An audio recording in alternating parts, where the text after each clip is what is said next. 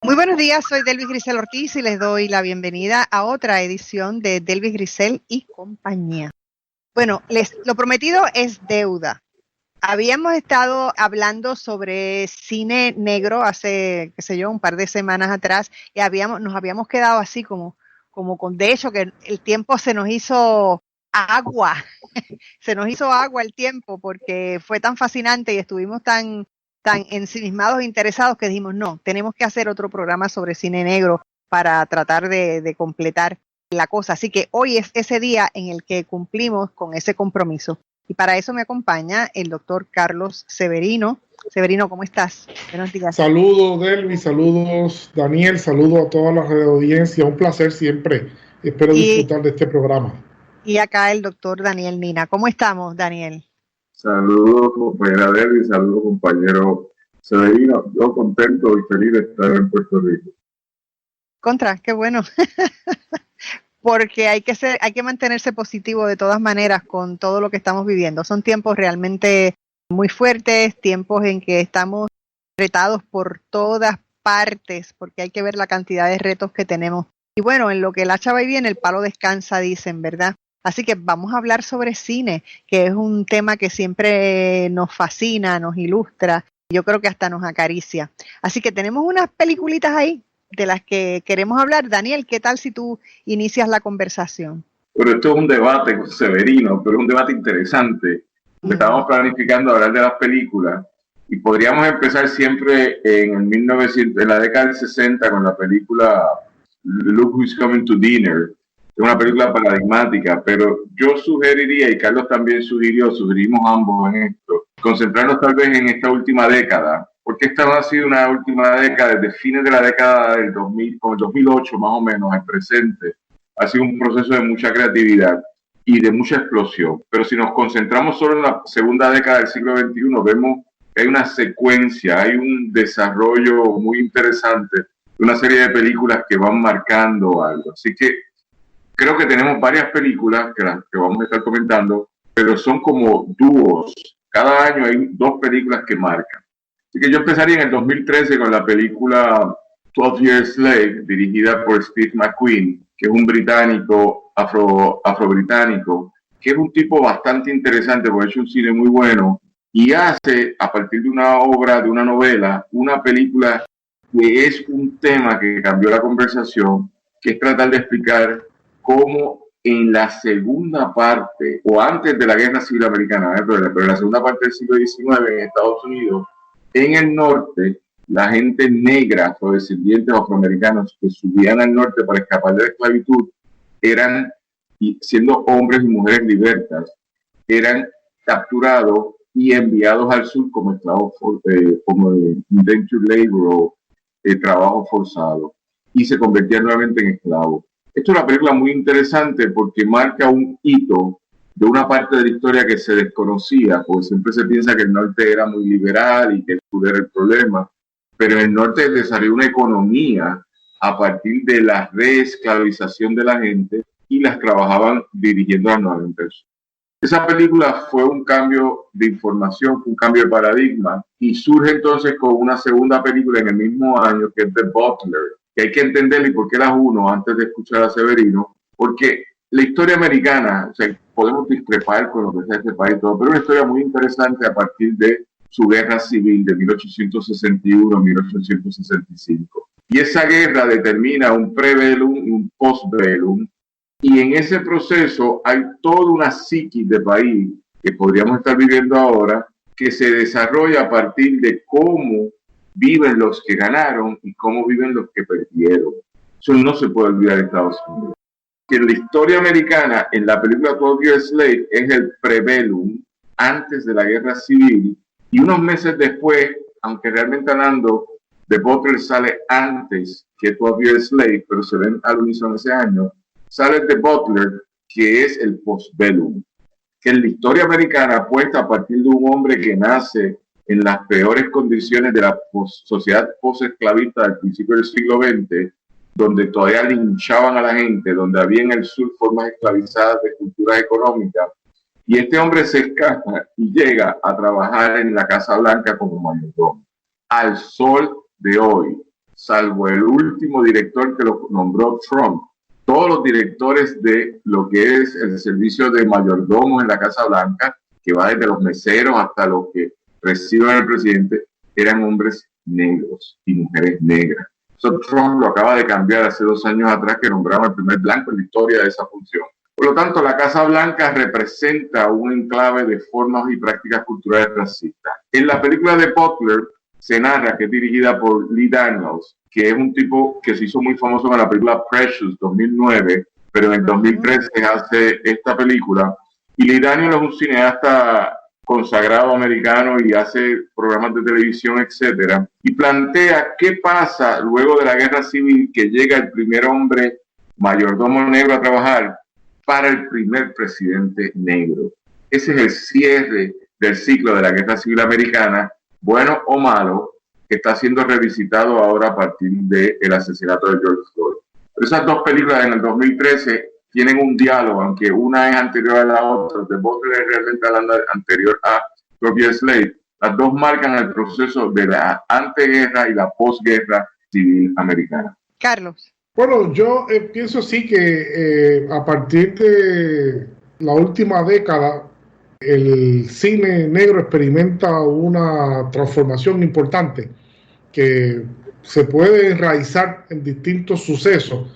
Se puede enraizar, hay alguna gente que lo asocia al éxito que ha tenido y a donde ha llevado al cine negro con sus producciones a Spike Lee, ¿verdad?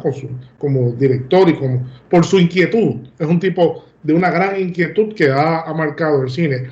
Pero obviamente, ¿verdad? No se puede dejar de mencionar de que hay una trayectoria que viene dándose. No es que el cine negro surge, ¿verdad? Debemos explicar que el cine negro no surge esta década, sino que tiene toda una trayectoria importante de sucesos, de figuras. También hay figuras que le han dado un glance, le han dado un brillo particular, como lo es personas como Morgan Freeman, como Cuba Gooding, ¿verdad? Como ¿cómo se llama este actor negro importante de distintos que hizo Denzel Washington, ¿no? Que le han dado todo un giro, ¿no? Le han dado todo, que desde aquel que tú mencionaste la película de 1967, ¿no?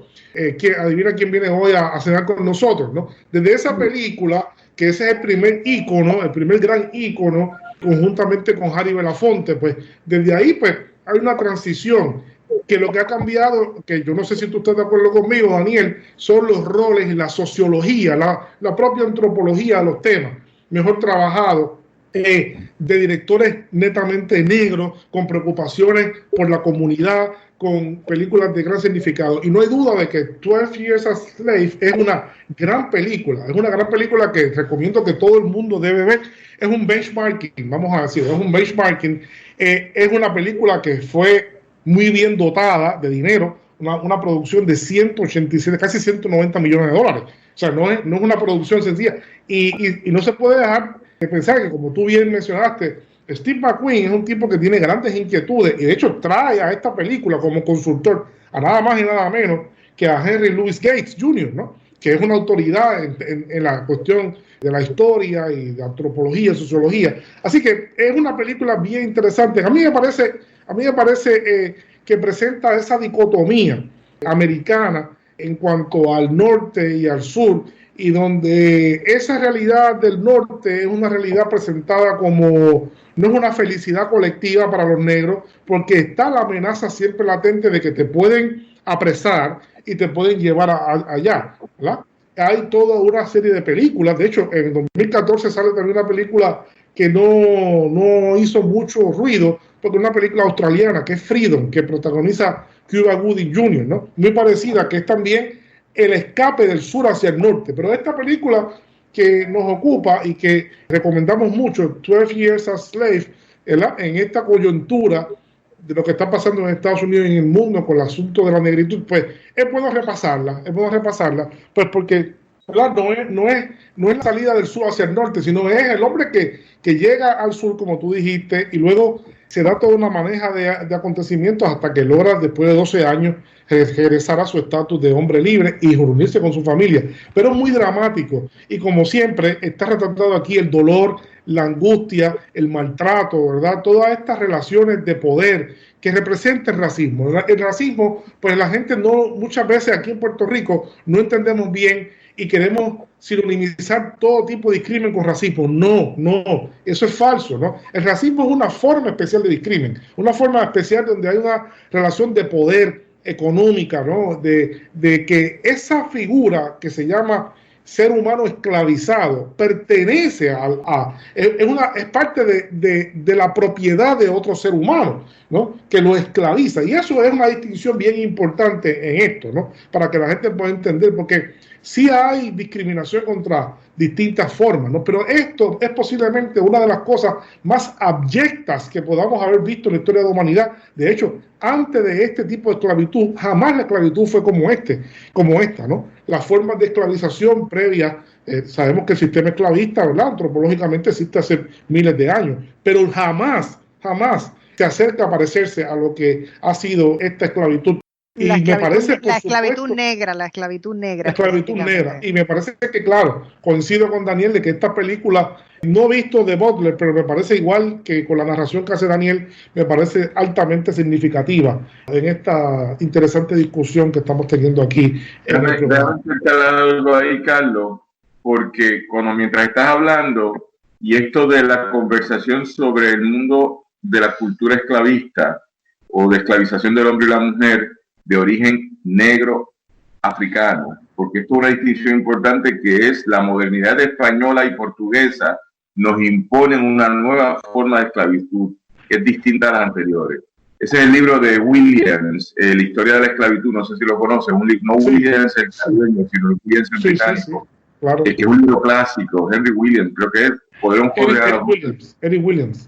No, yo te chequeo el nombre ahora. Okay. Pero la película que antecede 12 Years a Slave, que es curioso y es temático, es Django, que es 2012, de Quentin Tarantino. Y Django, la contribución de Tarantino, que nunca ha visto el mundo de relaciones raciales de exclusión. Tarantino es un cineasta blanco de la pobreza de Michigan o Missouri. Él viene de la pobreza, él no viene de clases altas, él no estudió tampoco. Pero es interesante cómo él relaciona y trae en todas sus películas el tema de la negritud continuamente. Y Django es un planteamiento muy interesante en el año 2012, que es contarnos cómo fueron las plantaciones del sur. Y Django en Candyland, con esas extraordinarias actuaciones que se dan en Django, entre Samuel Jackson, entre Jamie Foxx, entre, ¿cómo se llama?, el Leonardo DiCaprio. Y tú estás viendo lo que es el sur, que es horrible.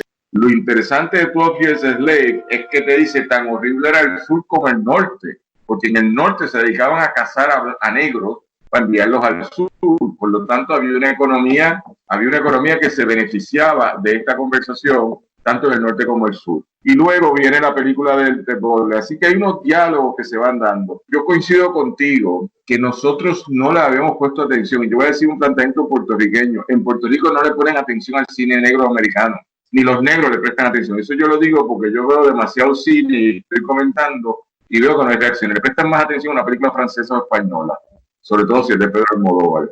Pero el cine americano ha ido documentando consistentemente, porque hay tan buen cine. Esa Freedom que tú hablaste de Cuba Gooding. Cuba Gooding tiene varias... ¿Ah? Cuba Gooding. Ese. Sí.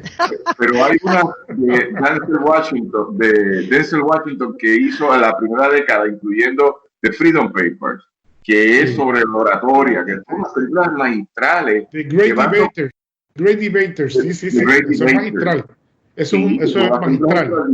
Que uno las tiene que ver para entender la lucha de los hombres y mujeres afrodescendientes. Daniel, son películas de coleccionistas, vamos a decir.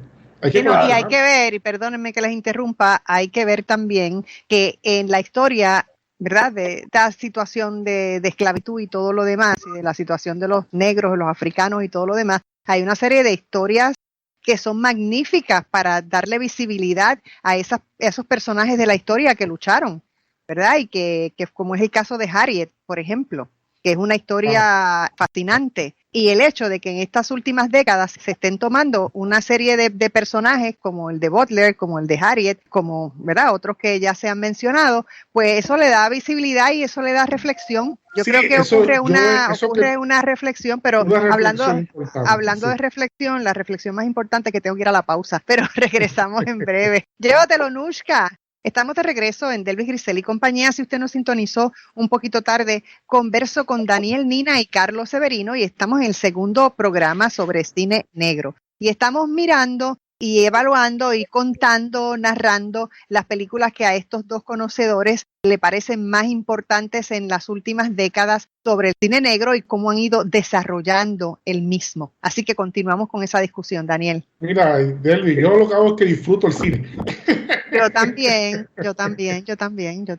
Y el libro de la esclavitud es un libro de un historiador británico, un libro extraordinario que te puntualiza este tema sobre el proceso que marca la colonización de América, que luego personas como Aníbal Quijano en La colonialidad del poder lo marcan, que aquí la relación del discrimen, de la diferenciación del uno y el otro, el tratamiento al otro, se marca a partir de una relación de poder y dominación donde el eje racial es esencial. Así que ese eje esencial es el que nos marca hoy, y lo que estabas diciendo, Severino, que me parece muy importante cuando uno está viendo estas películas de principio de la segunda década del siglo XXI, como la película Django, como la película 12 Years Slave o Butler, son entonces películas que nos empiezan a redescubrir o a reexplicar la historia de cómo fue el proceso de la esclavitud en Estados Unidos. Es problemático porque es el proceso de la esclavitud en Estados Unidos.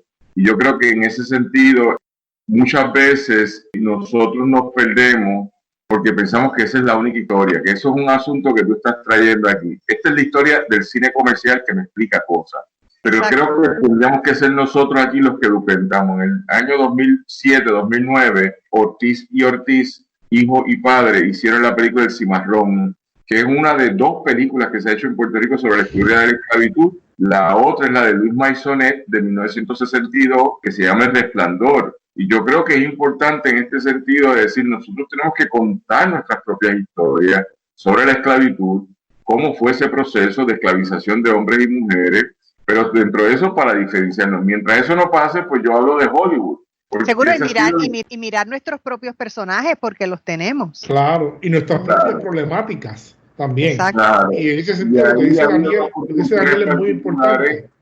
La de Roberto Ramos Perea con el libro Los intelectuales negros del siglo XIX, un libro que saca como en el 2004-2005, con un libro testimonial muy importante de creativos, de dramaturgos, escritores y múltiples, hombres, esencialmente hombres, negros, afrodescendientes, que en el siglo XIX escribían. Y eso la historia los había negado. Y más recientemente, hará como 6 o 8 años atrás, Yolanda Arroyo Pizarro desarrolla la Cátedra de Mujeres Negras Ancestrales, que es a redescubrir todas esas mujeres esclavizadas del siglo XIX que vivieron hasta ese momento invisible. Pues esas historias, las de Roberto Ramos o las que hizo la compañera Yolanda con su cátedra, tienen que ser expuestas en el cine en Puerto Rico. Por lo contrario, nos quedamos siempre hablando de la historia americana. Entonces, en ese sentido, la historia americana de esas 3 películas, ¿cómo se llama? La de 12 Years Slave fue una historia verídica. La historia de El Butler también es verídica. Django es un invento de Tarantino que le quedó súper bien. Es un buen Pero invento. Harriet también es una historia. Pero Harriet es la última etapa, pues Harriet es 2019. Yo lo que estoy diciendo es en la trayectoria que vamos subiendo, porque cada vez que vamos documentando, es decir, la historia de Harriet se junta ahora con la historia de la historia de las 3 mujeres de la NASA, o inclusive de Shape of Water, porque Shape of Water se va todo el mundo en el viaje del amor, del delfín con la mujer, el hombre delfín, pero la historia que no se cuenta en el racismo del director mexicano, que se me olvida el nombre ahora, es la historia de la mujer negra que está también trabajando. Sí, Guillermo del Toro. Guillermo del Toro, que no me da una historia, la negra que está en la película, que es una historia esencial en esa película. Bueno, ella es un personaje esencial de la película. Claro, pero esa es la historia que él no quiere contar. Él quiere contar la de la otra mujer con el delfín. Y entonces yo creo que tenemos que ir redescubriendo porque lo que va pasando es que se va normalizando también que las historias de gente negra en Estados Unidos del cine van exponiéndonos cada vez más. Pero yo creo que en esa trayectoria tal vez cambiar en el 2012 la de Django, el 2013 estas dos películas de Butler y la otra, la de 12 Years Slave, pero entonces cambiamos al año 2016 y viene Moonlight. Pero espérate, no te vayas, espérate, déjame, cógelo suave. Déjame, eso que tú estás diciendo vale la pena. Mira, Carlos, fue que te dormiste en los 3 segundos. Tú sabes que Daniel va ahí, mira, tú sabes, las millas, te dejaste coger, dale. Hay algo que hay que insertar aquí a propósito de lo que estabas diciendo, y es que en Puerto Rico hay una nueva generación de cineastas jóvenes, ¿verdad? Y más agresivo de lo que tú dijiste, hay que emplazar a los cineastas jóvenes a que trabajen este tema en Puerto Rico, ¿no? Es un tema importante que debe haber cantidad de historias fascinantes, no solamente con relación a la esclavización en Puerto Rico, sino también del siglo XX, sobre todo en la música. Aquí, ¿verdad? En los grandes personajes de la música popular puertorriqueña, que es fundamentalmente negra, ¿verdad? Un tipo de la calidad, por ejemplo, un documental, una película de Mon Rivera. O sea, Mon Rivera, a mí me da tanta pena que un tipo tan trascendente como Mon Rivera no conozcamos. Digo, y estoy tocando la fibra de nuestra amiga Deli, porque Mon es de Mayagüez, ¿verdad? Y Mon es un gigante. ¿Verdad? Entonces, ese tipo de historias hay que contarlas en Puerto Rico, y son las historias que yo creo que mucha gente le gustaría ir al cine a ver de Puerto Rico. Y uno ve experimentaciones muchas veces en esta misma década que estamos hablando, Daniel, hemos visto, porque hemos hablado de eso, hemos visto experimentaciones puertorriqueñas que adolecen grandemente de la inclusión, de ser películas inclusivas, vamos a decir, en términos étnicos, por no decir, para evitar el concepto racial. Y quiero hacer algo que quería hacer con el permiso de Delvis, es que voy a aprovechar para mandarle un saludo bien especial a un amigo que es un cinéfilo también importante, que le encantan estas películas y que también he debatido mucho y he aprendido mucho de él, que es Manolo Febre, que lo invitamos a este programa. Oye, pero Manolo no nos contestó nunca, yo no sé dónde está. Contestó finalmente, y sé que está muy ocupado trabajando con su mamá. Manolo está cuidando a su mamá gran parte del tiempo que es una mujer extraordinaria, una mujer negra extraordinaria. Así pues un saludo para Manolo, a nuestro cariño Manolo. Y le mandamos un gran saludo, y hay que destacar que aparte de un excelente profesor que fue jubilado, es un gran seguidor del cine y particularmente del cine negro. Bueno, Daniel, pues Manolo Raincheck, Manolo nos tiene que dar Raincheck. Okay. Exacto. Daniel. Que hay varias consideraciones, y Manolo tiene unos estudios que se habla poco, que yo quisiera ver cómo él los actualiza, que era cuando él establecía en la década del 80 y el 90, el estudio sobre la representación afrodescendiente en la televisión puertorriqueña, negra y afrodescendiente. Y ese estudio, yo creo que él lo dejó de hacer. Yo siempre digo que hay que leer El País de otra forma, porque los 2 noticieros nocturnos en mi país hoy los dirigen negros. Y eso yo le pongo atención, yo soy el que le pongo atención, y quiero saber si las noticias son distintas, porque lo que yo veo son noticias similares si me las tiene en blanco, pero eso es un debate más largo. Pero por otro lado, esa contribución de Nelson en la década del 80, 70, 80, 90 fue bastante importante cuando él hacía ese estudio.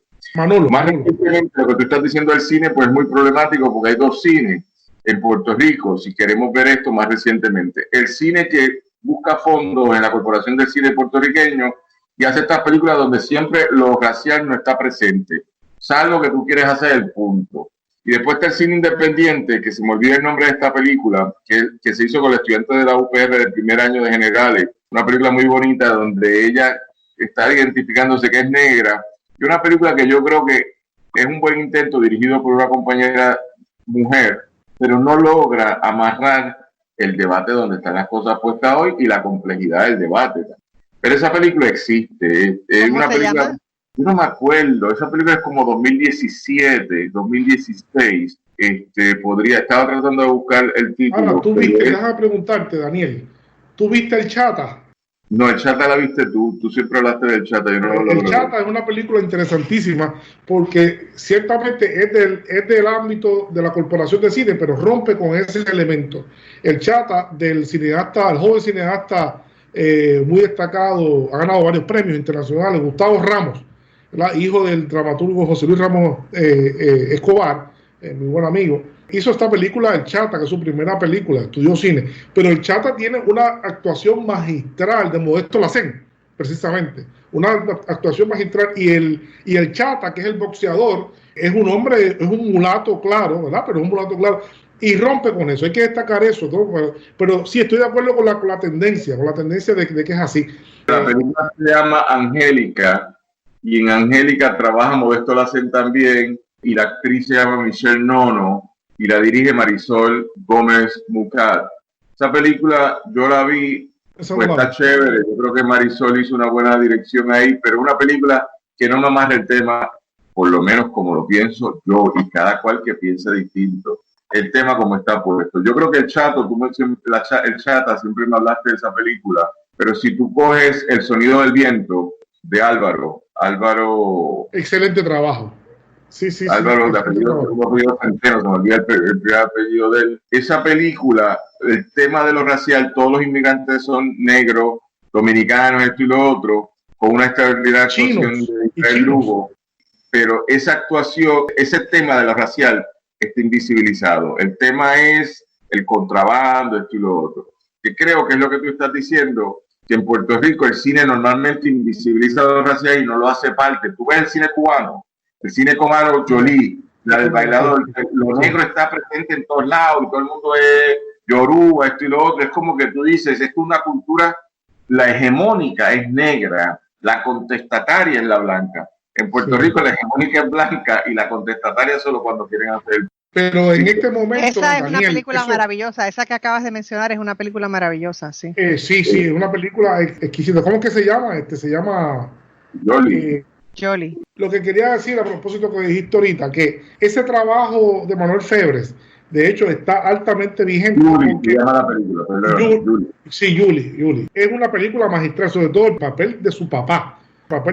Que hace un trabajo ahí, un trabajo espectacular. Pero eso que dijimos de Manuel Febres en la televisión puertorriqueña es una cosa dramática. Y de hecho, recuerdo que compartí con algunos amigos los otros días una primera plana de un anuncio de un periódico hablando del primer debate de los candidatos del Partido Popular. Entonces, en aquella página que aparecen un montón de rostros, no hace falta decir quiénes son, ¿verdad? Todo el mundo sabe que lo vio. Todos eran blancos. La sugerencia es que en Puerto Rico no hay candidatos negros, ni tampoco hay analistas negros, no hay nadie negro que piense. Todo eso es un mundo blanco excluyente. Uno prende la televisión en Puerto Rico, digamos, y hay que decirlo ahora en este momento. Uno prende, yo no veo mucha televisión, pero los otros días vi en casa de mi mamá el show del mediodía. Pero uno ve el show del mediodía en Puerto Rico y es totalmente blanco, de gente pintado, el pelo pintado de rubio. No solamente blanco, gente a propósito recalcando la blanquitud y recalcando el elemento rubio, ¿no? Como un elemento destacable, del elemento de la elegancia y de la belleza, ¿no? Entonces hay todo ese tipo de cosas y uno no ve una sola persona. Me llama la atención. Creo que hay una pausa pendiente por ahí ya. Eso es así, Carlos. Lamento interrumpirte. Regresamos en breve. Estamos de regreso en Delvis Grisel y compañía y continuamos hablando sobre cine negro. A ver. Sí, seguimos con el cine. Sí. No, quería redondear eso que estaba diciendo del tema a propósito de lo que Daniel trajo del valor del trabajo pionero, me parece, pionero de Manolo Febres, ¿verdad? Que le mandamos un saludo nuevamente. Y es que ese trabajo todavía hay mucho que investigar y hay mucho que además que exigir, porque difícilmente hoy, por eso yo lo digo también, lo digo muchas veces y he escrito artículos públicos mucho antes de que surgiera este problema, de que el tema de la discriminación todavía, del asunto de la falta de representación, de balance, en muchos casos, pues no se toma en consideración. Sería raro hoy que hubiese un programa de televisión que todos fueran hombres, que no tuviese un rechazo monumental, ¿verdad? Porque sería algo que inmediatamente, pero todavía en la televisión. No creas, pero tú estás hablando de otros interés. Pero se ha avanzado. Lo que te quiero decir pero perdóname, con permiso, Carlos. Okay. Dame un momento, por favor. Muy bien. No es como que se arma, porque por ejemplo WKQ, la mayor parte de las personas que trabajan en WKQ Radio son varones. ahí la presencia femenina es mínima.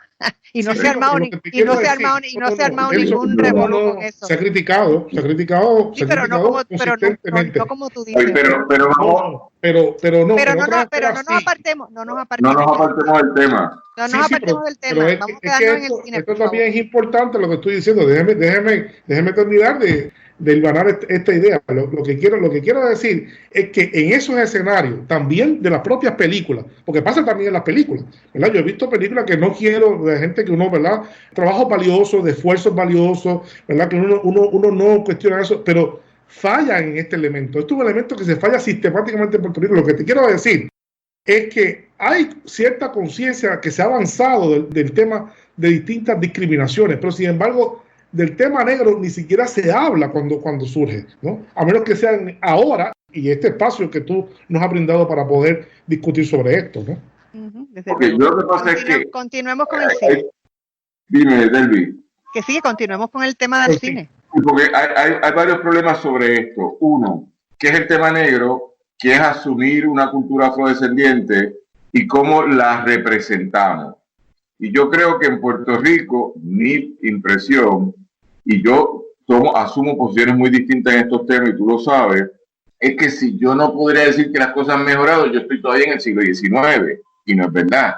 Por eso yo te digo, el trabajo de Manuel Febré fue pionero, pero hoy yo que veo los noticieros las 2 noches, son negros contándome noticias. Y yo le presto atención a eso, pues la representación ha cambiado.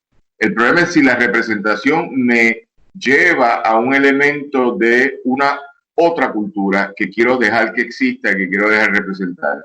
Y ahí podría estar hablando de los distintos colectivos, sobre todo feministas que han surgido como ILE, entre otros, que han hecho unas cosas. Pero aquí hay una larga tradición de representar lo negro y la cultura afrodescendiente a partir de los ejercicios de los toques de bomba y los clubes de bomba que existen, que son múltiples. En el cine hemos tenido un problema distinto en Puerto Rico, y ahora voy a hacer un diálogo con el cine americano, porque el cine americano ha ido documentando tal vez 3 niveles.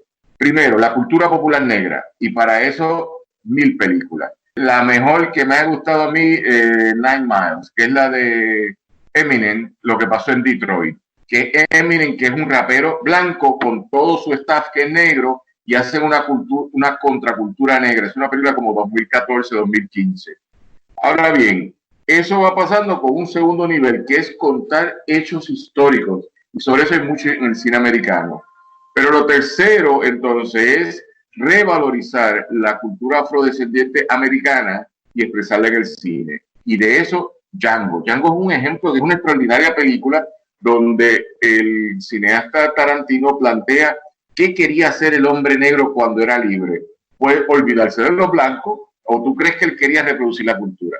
El cine puertorriqueño ha tenido unas manifestaciones. Angélica 2018 es uno, Cimarrón 2009 es otra, pero yo coincido contigo, lo que ha venido del cine en Puerto Rico una por una, y vamos a ser elegantes, no vamos a empezar a decir, pero la mayoría de las películas en Puerto Rico invisibilizan el tema de lo racial o son abiertamente racistas.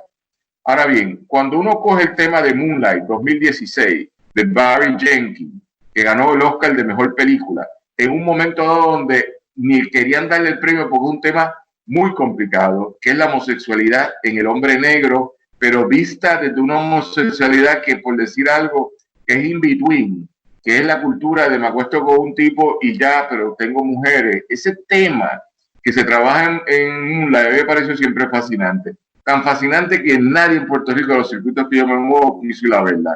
Porque era hablar de negros, y negros que eran en la cultura callejera, que iban tanto por la Ponce León como por la Fernández Junco. Entonces me parece una película muy interesante que narra, es en Miami, porque el planteamiento de Jenkins es en Miami, que nunca se ha pensado, porque la gente piensa que en Miami todos son blancos y rubios, pero Miami tiene un 30% de población afrodescendiente compuesta por haitianos y por negros y negras americanos, y te plantea qué pasa en ese momento.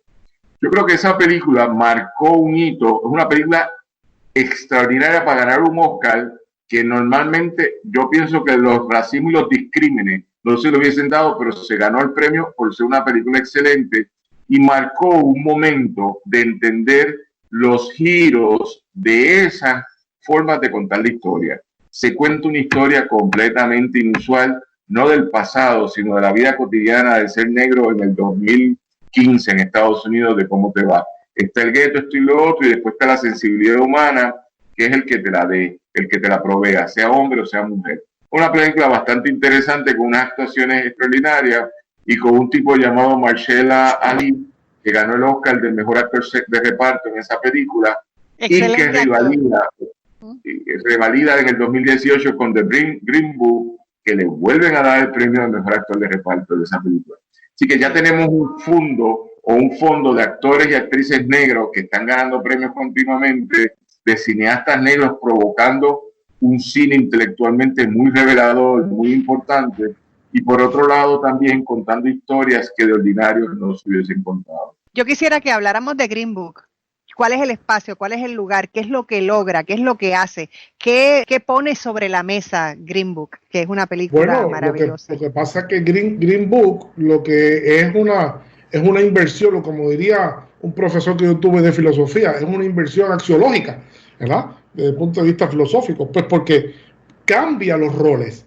¿Quién es el hombre fino, delicado, estudiado? Pues el hombre negro, ¿no? Y con poder adquisitivo. Y con poder adquisitivo, ¿verdad? Gana muy bien dinero, es un músico renombrado, es una historia real, ¿ah? Es una historia real, no es una ficción, es una historia real, muy bien construida en la película, pero es una película fascinante en el sentido porque rompe con los estereotipos típicos de que el negro simplemente es el tecato, el que está preso, el sirviente, todo ese tipo de cosas, ¿no? Este es una persona, ¿verdad? Muy estudiada, es doctor, ¿verdad? Doctor en música, es un músico renombrado que tiene un problema serio que a través de su formación, pues él se siente que está por encima del problema racial en Estados Unidos y la discriminación, y siente que tiene todo el derecho del mundo a ir a todas partes a llevar su música, que él es un profesional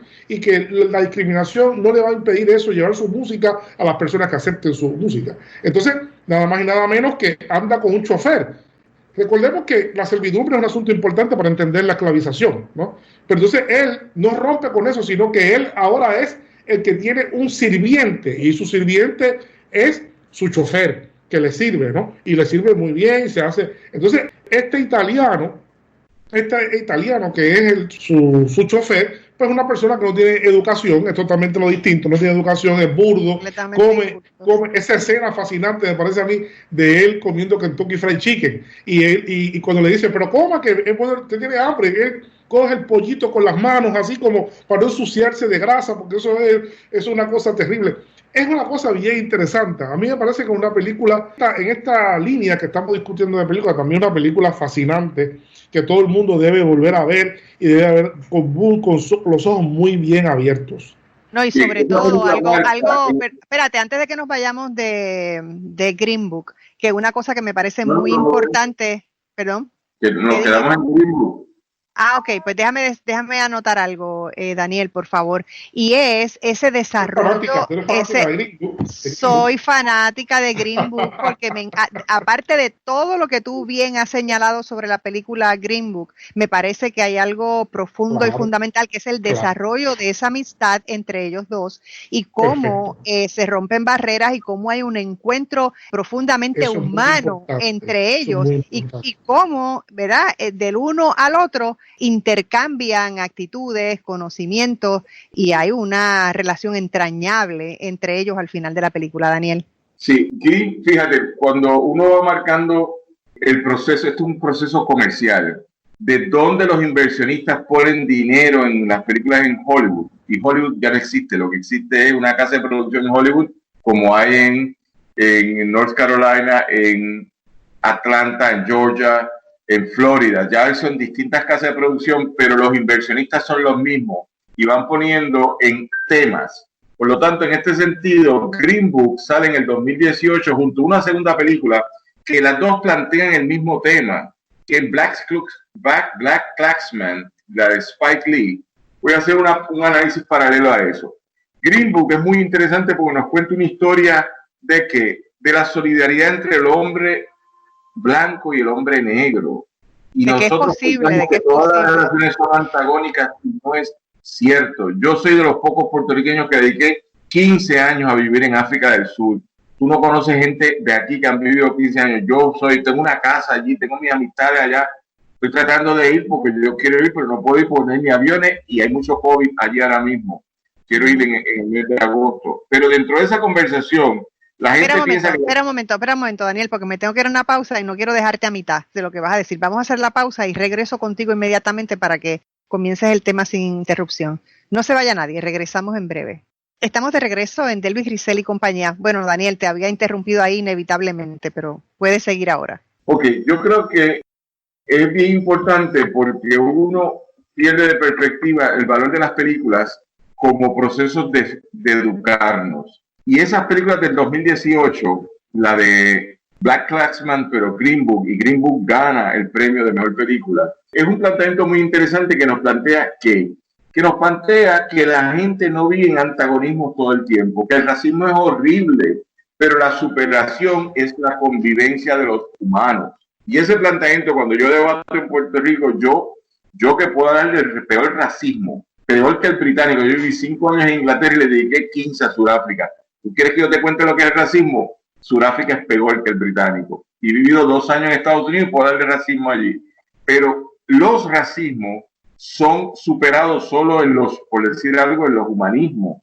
Y eso es lo que nos plantea, por lo menos en mi lectura de la película de Green Book. Lo que pasa es que la película de Green Book abre unos debates que son horribles de las culturas, de las polarizaciones de las culturas raciales, sobre todo en Estados Unidos.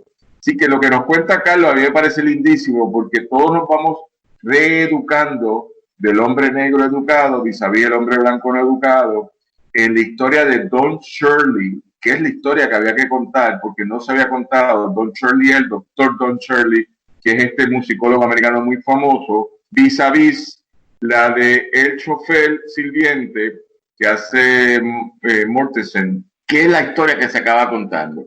Y esto nos abre un debate de las polarizaciones, porque el debate que va contra Green Book es que la dirige Peter Farrelly, que es un director americano bueno, que hizo esta película y la pegó, pero que no entiende realmente hablando qué es ser negro. Bueno, eso puede ser una lectura de la película, pero también hace una contribución muy importante sobre lo otro, que es, ¿cuál es el proyecto? El proyecto es la humanidad, ser solidarios independientemente de las condiciones raciales y tratarnos como iguales.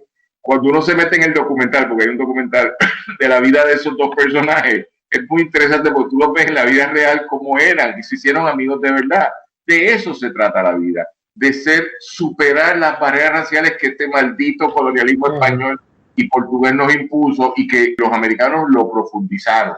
Porque mira que los americanos lo profundizaron. Pero déjame decir algo ahí a propósito de lo que tú estás diciendo y de lo que dijo Delvis hace un rato. Esa parte del cambio en suerte de ambos en la película Green Book, ¿verdad? El cambio de suerte porque él primero es un negro distante que obviamente tiene cierto grado de discrimen contra un tipo bruto, no educado, torpe, de malos hábitos, y sin embargo él y su familia son personas italianas pobres, también racistas, ¿no? Al principio de la película queda claramente establecido, y el cambio de suerte es como ellos desarrollan esa amistad que muy bien destaca Delvis.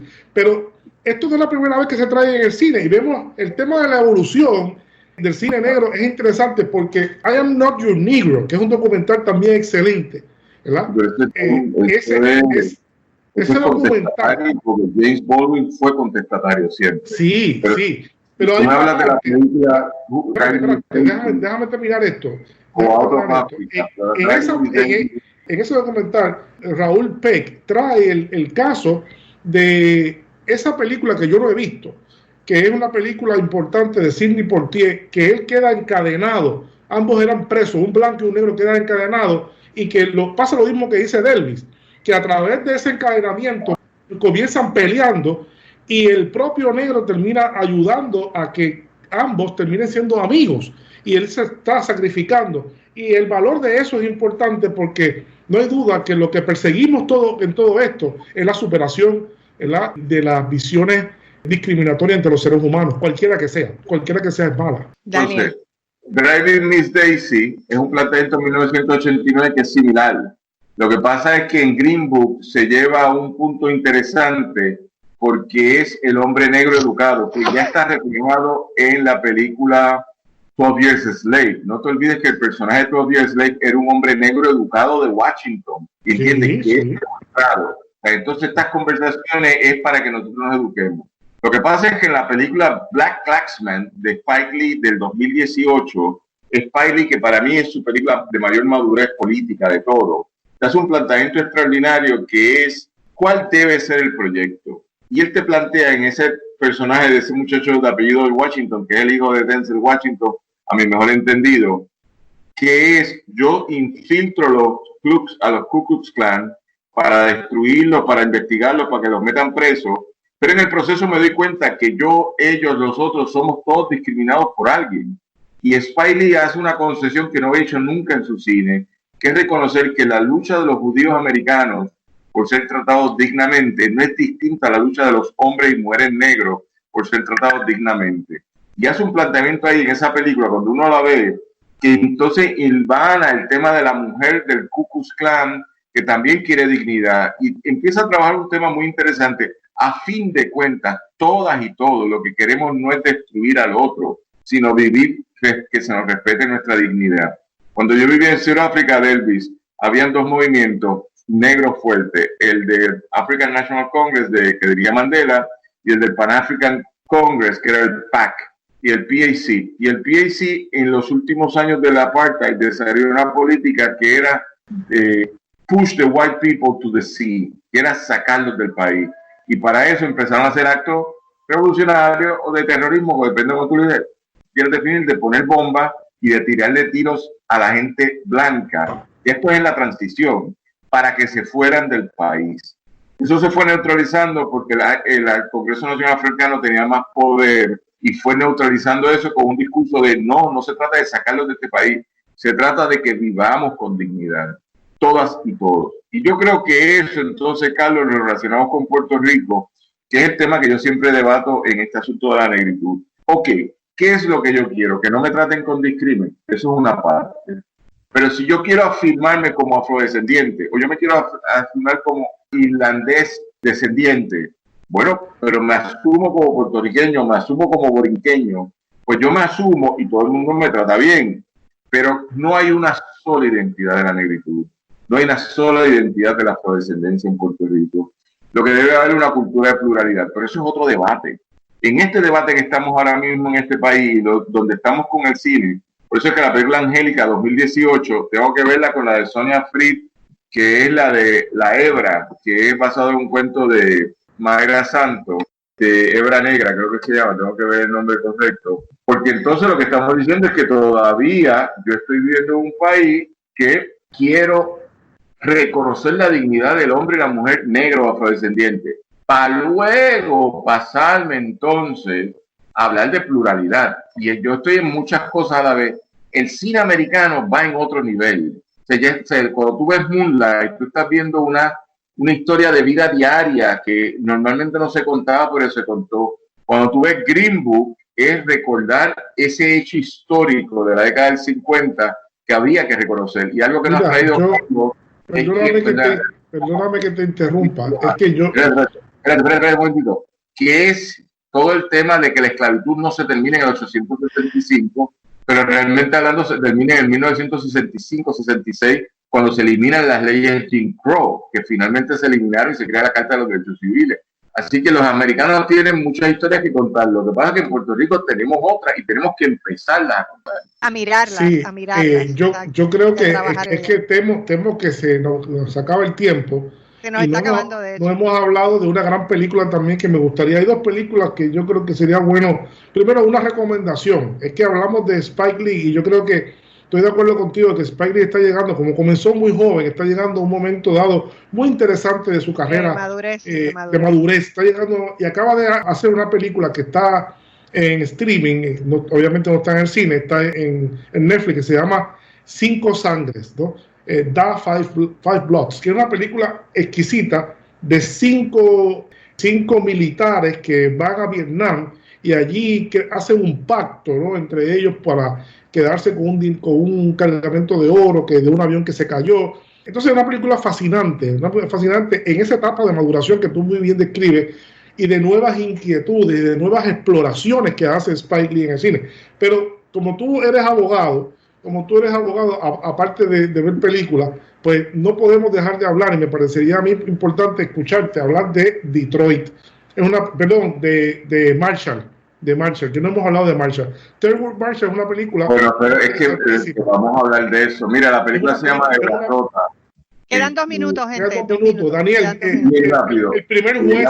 el primer juez negro del Tribunal Supremo de Estados Unidos, el tribunal que validó lo que yo llamo, ¿verdad? Que la gente habla de racismo sistemático, habla de racismo estructural, pero lo que hay en Estados Unidos y lo que tú viviste en Sudáfrica no es simplemente racismo estructural, es racismo de Estado, porque la Constitución y las leyes validaban el racismo, ¿no? Deja que hable, no le está dando el tiempo, Carlos, para que me quedan 2 minutos. Tengo que ambientarlo, Pero se acaba el tiempo, entonces no lo puedo decir. Deja que él hable de la película. Que brincamos ese año, hay 2 películas que habría que hablar. Y una es la de Thurgood Marshall, titulada Marshall, y la otra es Detroit. Y las 2 salen el mismo año, y las 2 tienen que ver. Porque por un lado, Marshall es la historia del primer abogado luchador de los derechos civiles for National Advance of the Colored People, el NAC, que está en todas las luchas de la década, un abogado brillantísimo. Y entonces, dentro de esa conversación, se inserta en el tema, que es un tema fundamental, que es la crisis que se está dando a nivel de los colapsos de las poblaciones de las áreas residenciales, que es la película Detroit. La película Detroit fue dirigida por la única mujer que ha ganado un Oscar en el cine americano, que se llama la Bigelow, Kathleen Bigelow, que ganó un Oscar con una película la de la guerra. Y como directora. Es la única en la historia del cine americano. Eso también es discrimen, eso también es una forma de exclusión. Y en el 2017 hizo Detroit para contar la revuelta del 67 en Detroit, que es el año cuando el año siguiente que nombran a Marshall para juez del Tribunal Supremo de Estados Unidos a la luz de lo que había hecho. La película de Marshall la dirige Reginald Houdin, que es un tipo negro que se conoce, por lo menos yo no conocía mucho de su trabajo, tiene cine cómico, esto y lo otro, ha dirigido, entre otra gente, a Eddie Murphy, pero en el 2017 hace Marshall para contar la historia del primer juez negro en la Corte Suprema de los Estados Unidos, que no era cualquier tipo, era un tipo que dedicó la década del 60 a luchar por el desarrollo, por la igualdad de los negros, sobre todo que Estados Unidos está explotando en canto cuando se da la revuelta del 66 en California y se da los Watts Riot, y después se da de Detroit del 67, que es la que culmina en esta película, pues que es una historia de violación de derechos civiles. Pero nada, tendríamos que hablar en otro momento de esas películas. Seguro que sí, se nos ha terminado el tiempo. Es que cuando nos ponemos a hablar de películas no podemos acabar, es una pasión muy grande entre los tres. Muchísimas gracias por haber estado con nosotros, veo que cada día se apasionan más y eso me alegra mucho. Bueno, esperamos que hayan disfrutado mucho de este programa, muchísimas gracias por escucharnos, que tengan un día hermoso y sobre todo lleno de paz.